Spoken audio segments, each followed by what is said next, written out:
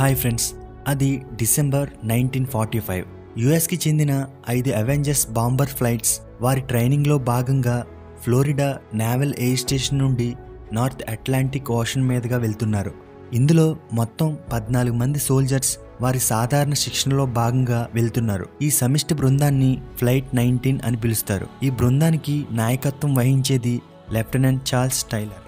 ఆ రోజు వారి ట్రైనింగ్ ముగించుకుని తిరిగి వెనక్కి ప్రయాణమయ్యారు. కానీ ఉన్నట్టుండి వారి కంపాస్లు ఫెయిల్ అయ్యాయి. కెప్టెన్ టైలర్ ఇదే విషయాన్ని రేడియో కమ్యూనికేషన్ ద్వారా మిలిటరీ బేస్కి తెలియజేశాడు. సేఫ్టీ కోసం తీసుకెళ్లే బ్యాకప్ కంపాస్లు కూడా ఫెయిల్ అయినట్టు వాళ్ళు గమనించారు. అప్పుడు అందరి పరిస్థితి ఇదే విధంగా ఉంది. అప్పుడు సరిగ్గా సాయంత్రం 4:56 ఈ ఫ్లైట్ 19 బృందం గల్ఫ్ ఆఫ్ మెక్సికో వైపు వెళ్తున్నారు. కానీ అక్కడ ఉన్నట్టుండి వాతావరణం చేంజ్ అవడంతో ఈస్ట్ వైపుకు తిరిగారు. కానీ అప్పుడే వాళ్ళకి అర్థమైంది వాళ్ళు రాంగ్ రూట్ లో వెళ్తున్నారని. వాళ్ళకి ఆ కారు మబ్బుల్లో ఎటు వెళ్తున్నారో తెలియక ఒకరు ఈస్ట్ అంటుంటే మరొకరు వెస్ట్ అంటున్నారు. ఆ ప్రదేశం మొత్తం నల్లటి కారు మబ్బులతో, వర్షం, ఉన్నట్టుండి ఒకేసారి మారిపోయిన వాతావరణం. చీకట్లో ఎటు వెళ్లాలో తెలియక ఫ్యూయల్ అయ్యేంత వరకు అదే ప్రదేశంలో ఫ్లై అయినట్టు ఏదో గుర్తు తెలియని ప్రదేశంలో ఫ్లైట్స్ మొత్తం క్రాష్ అయ్యాయి. విచిత్రం ఏంటంటే ఇప్పటికీ ఆ ఫ్లైట్ 19 తాలూకు శిథిలాలు కనబడలేదు. ఆ తర్వాత రోజు యుఎస్ ఆర్మీ సెర్చ్ ఆపరేషన్స్ మొదలుపెట్టారు. ఫ్లైట్ మ్యారినర్ లో 13 మంది రెస్క్యూ సిబ్బందితో ఈ ఫ్లైట్ 19 ని సెర్చ్ చేశారు. కానీ అప్పుడే ఈ మ్యారినర్ ఫ్లైట్ కూడా మిస్ అయింది. అందులో ఉన్న 13 మంది రెస్క్యూ సిబ్బంది కూడా మిస్ అయ్యారు. విచిత్రంగా ఈ 2 ఇన్సిడెంట్స్ ఒకే ప్రదేశంలో జరిగాయి. అదే బెర్ముడా ట్రయాంగిల్. ఈ ప్రదేశంలో ఇలాంటి ప్రమాదాలు జరగడం ఇదేమీ మొదటిసారి కాదు. ఈ బెర్ముడా ట్రయాంగిల్ అనేది మియామి, ప్యూర్టోరికో, బెర్ముడా ఐలాండ్స్ ని ఆనుకుని ఉన్న అట్లాంటిక్ ఓషన్ లో ఇది కూడా ఒక భాగం. ఇక్కడ కొన్ని వందల్లో ఓడ ప్రమాదాలు, డజన్ల కొద్ది ఫ్లైట్ యాక్సిడెంట్ జరుగుతూనే ఉంటాయి. అయితే ఇక్కడ అనుమానాస్పదంగా ఊహించని రీతిలో ప్రమాదం జరగడం వల్ల దీన్ని డెవిల్స్ ట్రయాంగిల్ అని కూడా పిలుస్తారు.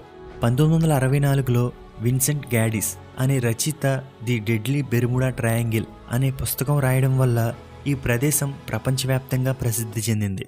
అయితే మన టెక్నాలజీ అభివృద్ధి చెందిన తర్వాత దీని సీక్రెట్స్ బయటకు వచ్చాయి. 1950లో అమెరికాకి చెందిన న్యూస్ మ్యాగజైన్స్ ఈ ప్రదేశం, అక్కడ జరిగే ప్రమాదాల గురించి వాళ్ళ న్యూస్ పేపర్స్ లో ప్రచురించాయి. 1918లో అమెరికాకి వరల్డ్స్ ఫాస్టెస్ట్ నేవీ షిప్ ఉండేది.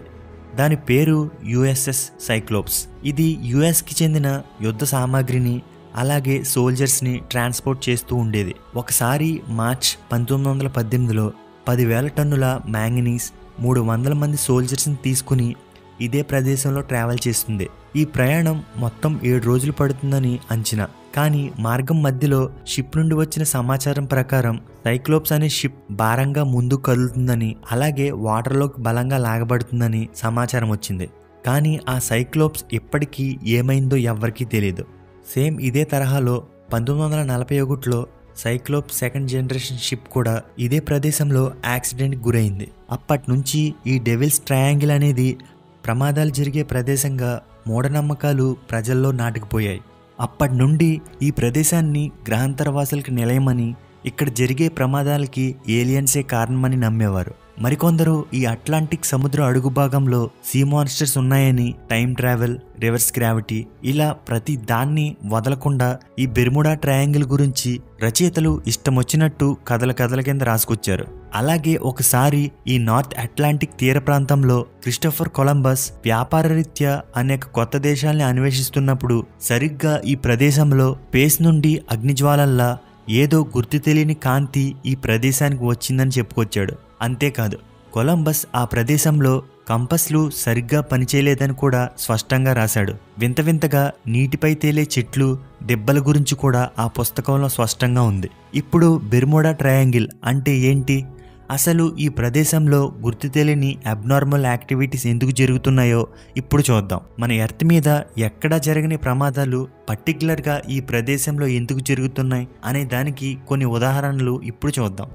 ఈ బెర్ముడా ట్రయాంగిల్ అనే ప్రాంతం 9,000 మీటర్ల లోతు, 5 లక్షల కిలోమీటర్ల వ్యాసం ఉంటుంది. ఇక్కడ వాతావరణాన్ని క్షణాల్లో మార్చేయగల బలమైన సముద్ర ప్రవాహం గల్ఫ్ స్ట్రీమ్ ఈ ప్రదేశం నుండే ట్రావెల్ చేస్తుంది. ఈ ప్రదేశం అంతర్భాగంలో ఎన్నో మిస్టీరియస్ ఆబ్జెక్ట్స్ ఉంటాయి. అయితే ఈ ప్రదేశంలో గల్ఫ్ స్ట్రీమ్ ప్రవహించడం వల్ల ఆ ప్రదేశంలో బలమైన వీధురుగాలులు అకస్మాత్తుగా ఏర్పడతాయి. ఉన్నట్టుండి సైక్లోన్స్ వస్తాయి. అయితే ఈ ప్రదేశంలో ఫ్లైట్స్ ప్రమాదానికి గురి కావడానికి ఇది మాత్రమే కారణం కాదు. Magnetic radiation belts. ఈ రేడియేషన్ బెల్ట్స్ అనేవి మన ఎర్త్ కి రెండు వైపులా డోనట్ షేప్ ఆకారంలో ఉంటాయి. ఒకటి ఇన్నర్ రేడియేషన్ బెల్ట్, రెండు అవుటర్ రేడియేషన్ బెల్ట్. వీటిని మన సైంటిస్టులు మ్యాగ్నెటిక్ ఫీల్డ్స్ అంటారు. ఈ ఇన్నర్ రేడియేషన్ బెల్ట్ లో ఎక్కువగా ప్రోటాన్స్ ఉంటాయి. అవుటర్ రేడియేషన్ బెల్ట్ లో ఎక్కువగా ఎలక్ట్రాన్స్ ఉంటాయి. ఇవి రెండు కూడా మన సూర్యుడి నుండి వచ్చే హానికరమైన రేడియేషన్ నుండి నిరంతరం మన ఎర్త్ ని కాపాడుతూ ఉంటాయి.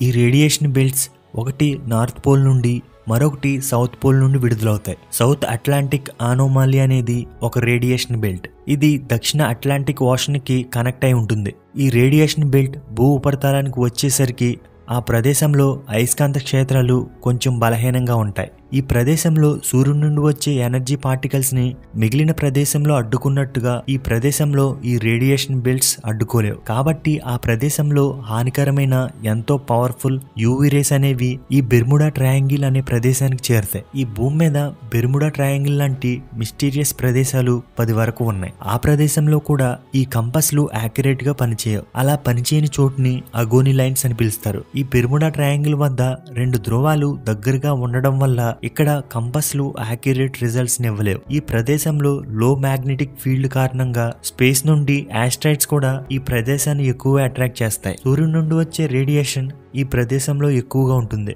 మన ఎర్త్ మీదే కాదు, అంతరిక్షంలో ఏదైనా స్పేస్ ఆబ్జెక్ట్ ఈ ప్రదేశం నుండి ట్రావెల్ చేసినప్పుడు హై రేడియేషన్ కి గురవుతున్నట్టు నాసా కనుక్కుంది. కమ్యూనికేషన్, ఉపగ్రహాలు, నావిగేషన్ డిటెక్టర్స్ ఇలా ఏదైనా సరే హై రేడియేషన్ వల్ల ఈ ప్రదేశంలో పనిచేయట్లేదు. నెక్స్ట్, ఈ ప్రదేశంలో ఎర్త్ కోర్ నుండి నేరుగా విడుదలయ్యే హైడ్రోథెర్మల్ వెంట్స్ ఈ ప్రదేశంలో ఉంటాయి. దాంతోపాటు వాల్కనోస్. నిరంతరం ఆ ప్రదేశంలో మీథేన్ అనేది భూమి నుండి వెలువడడం వల్ల నీటి సాంద్రత తగ్గి బరువైన వస్తువులు ఆ ప్రదేశంలో మునిగిపోతాయి. కాబట్టి బెర్ముడా ట్రయాంగిల్ వద్ద ప్రమాదాలు జరగడానికి కారణం ఇదే. ఓకే ఫ్రెండ్స్, ఈ వీడియో ఇన్ఫర్మేటివ్గా అనిపిస్తే లైక్ చేయండి. Thanks for watching this video.